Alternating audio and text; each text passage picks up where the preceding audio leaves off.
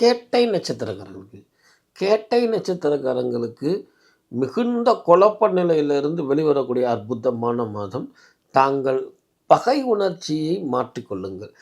உங்களுக்கு ஏற்பட்ட இழப்புகளுக்கு நான் எப்படி சார் இருக்க முடியும் என்று புலம்பிக் கொண்டு இருக்கக்கூடிய நீங்கள், எதிரிகள் மேலுமே கவனம் செலுத்துவதால் உங்களுடைய சுய சிந்தனை பாதிக்கப்படுது. நீங்கள் சில விஷயங்களை ஆற போடுங்கள். பகவான் அனுக்கிரகமும், உங்களுடைய உழைப்பும், உங்களுடைய தான தர்மமும், உங்களுடைய நல்ல எண்ணமும் உங்களுடைய எதிரியை ஒரு வழி ஆக்கிவிடும் என்பதை நினைவில் கொள்ளுங்கள். ஏன் இவ்வளோ ஆணித்தரமா சொல்றேன் அப்படின்னா, நீங்கள் உங்களுடைய சிந்தனையை மாற்றி உங்களுடைய தொழிலிலும், உங்களுடைய குடும்பத்திலும் செயல்படும் பொழுது, கூடுதலாக இந்த மாசி மாத பலன் சேர்ந்து உங்களுக்கு அபிவிருத்தியை கொடுக்கும், ஆனந்தத்தை கொடுக்கும்.